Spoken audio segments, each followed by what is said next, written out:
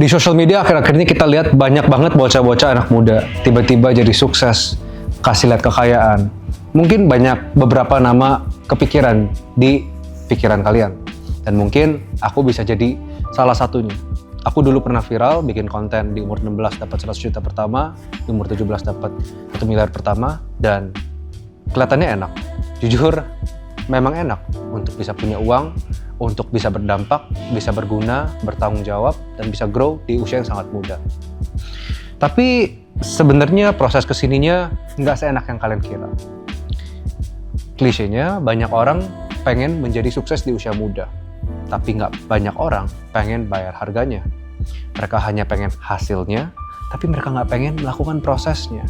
Itu menjadi sesuatu yang namanya delusi.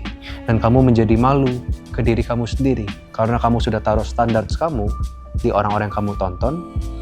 Kamu pengen menjadi seperti dia. Deep down kamu pengen made it di usia muda. Tapi action kamu nggak pernah ada. What it takes kamu nggak pernah melakukan. Susah dikit quit, susah dikit quit, susah dikit complain, susah dikit mental health, susah dikit healing. Gimana bisa nyampe sini?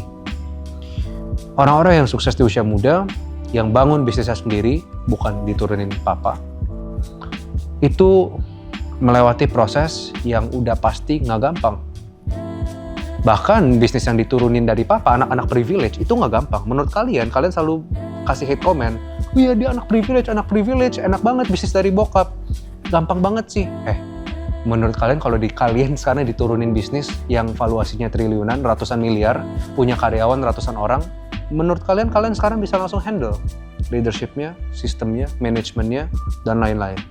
Nggak bisa. It takes skill, kompetensi, experience untuk bisa menjadi lead di perusahaan ratusan karyawan, puterin duit ratusan miliar. So, jadi anak orang kaya dan diturunin bisnis, yes. Kelihatannya gampang dan enak, memang enak. Tapi untuk bisa nyampe posisi tersebut juga sangat-sangat sulit. Kenyataannya kalau sukses di usia muda sangat gampang, semua orang udah sukses. Karena itu sulit, makanya hanya beberapa nama doang yang ada. Dan jujur pas aku pertama kali freelance, magang, aku sangat-sangat underpaid.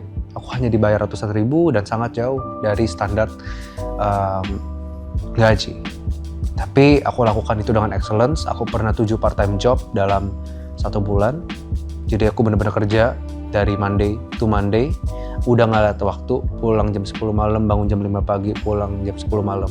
Tidur jam 1, bangun jam 5.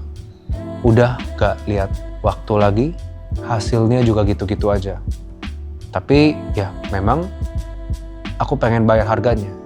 Aku tahu kalau aku pengen reach level lebih tinggi, prosesnya pain is inevitable. Pain akan ada. Karena pain is growth. Karena aku sadar itu, I tolerate the pain. Dan sampai di titik sekarang pun juga gak segampang itu. Pertama kali aku buka agency, aku edit 10 video per hari. Masih aku yang hands down banget. Aku sampai tetes mata belasan jam. Kerja udah ngeliat jam. Kerja. Sampai akhirnya aku hire tim. Apakah aku jadi gak kerja? Kerja. Apakah timnya bisa dibiarin gitu aja? Nggak bisa. Perlu aku build mereka. Culture-nya aku set. Kompetensinya aku set. Aku harus bikin mereka grow. Dan sekarang di umur 17 aku udah handle puluhan orang. Di umur 17 aku handle sekitar 70 orang. Clients plus team. Dan untuk nyampe titik situ aku harus punya kapasitasnya.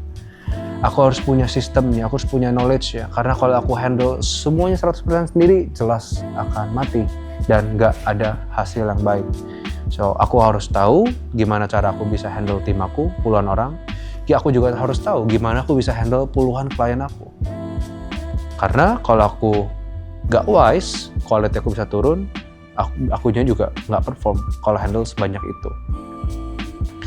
Dan aku juga belajar di umur 17 berbisnis, dalam 1 tahun punya kepercayaan handle lebih dari 70 orang, tim dan klien. Aku belajar banyak orang pengen quit 9 to 5, pengen nggak mau kantoran, supaya bisnis agar punya freedom. Tapi kenyataannya bisnis itu udah kayak anak sendiri. Kalau ditelepon tim jam 9 malam, kalau ditelepon klien jam 10 malam, kalau memang itu urgent banget, mau nggak mau harus angkat. Dan bisnis nggak kenal waktu. Kalau misalnya anak kamu nangis jam 3 subuh, kamu bangun. Gitu. Dimana ya kalau 9 to 5 kamu sudah pasti spend 8 jam per hari di jam 9 sampai jam 5. Tapi saat kamu berbisnis, kalau memang kepepet, tanggung jawabnya di kamu. Ada hari-hari kamu harus kerja 12 jam, 15 jam, 16 jam. Betul, tapi freedomnya kamu juga lebih free. Kalau kamu mau liburan 2 minggu, saat sistemnya sudah established, tidak ada hal yang urgent, kamu bisa tinggal. Sedangkan kalau kamu kerja kantoran, kamu terbatas cuti. Dan di sini aku belajar untuk kamu bisa dapetin freedom libur 2 minggu, libur 1 bulan, mungkin ada 1 hari yang kamu lagi nggak pengen kerja, cuma ngopi bisa. Itu adalah freedom dari pebisnis. Tapi satu sisi, harga yang harus dibayar adalah juga punya hari-hari yang kerja 16 jam, 17 jam, nggak tidur, belasan jam, pressure-nya lebih banyak. Karena ketika seorang leader gagal, ia menggagalkan berapa puluh klien di bawahnya, ia menggagalkan berapa puluh tim di bawahnya. Tapi ketika hanya kita menjadi kerja kantoran, mungkin saat kita kerja kantoran, mungkin saat kita gagal, kita hanya gagal ke diri kita sendiri dan mungkin keluarga kita. Makanya beban di punggung pebisnis tuh jauh lebih besar. Tapi dengan begitu juga bisa dapat results yang lebih besar. Dan aku cuma pengen bilang, nggak ada yang gampang. Jadi pebisnis nggak gampang, jadi profesional nggak gampang, jadi pengangguran nggak gampang, jadi apapun nggak ada yang gampang. Kalau kamu cari yang gampang, itu adalah hal yang paling sulit. Aku ulang sekali lagi, ketika kamu pengen jadi pebisnis sulit, kamu pengen jadi karyawan sulit, pengen pengangguran sulit. Tapi yang paling sulit adalah ketika kamu pengen gampang. Karena semuanya sulit, dan ketika kamu kejar gampang, akan semakin sulit lagi. Ketika kamu embrace, sulit itu adalah pasti. Dan kamu bisa pilih, sulit kamu pengen yang mana? Sulit handle uang banyak, atau sulit handle nggak ada uang? Dan ketika kamu tahu, kamu sudah pilih sulit yang mana, kamu akan bayar harga dan proses untuk bisa nyampe sana. Itu realitanya yang aku belajar setelah berbisnis di usia umur 17. Buat kamu yang pengen dapat lebih banyak insights dari journey aku berbisnis di usia muda, bisa subscribe.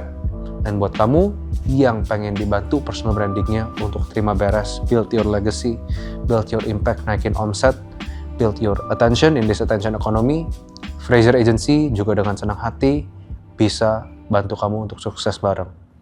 Thank you.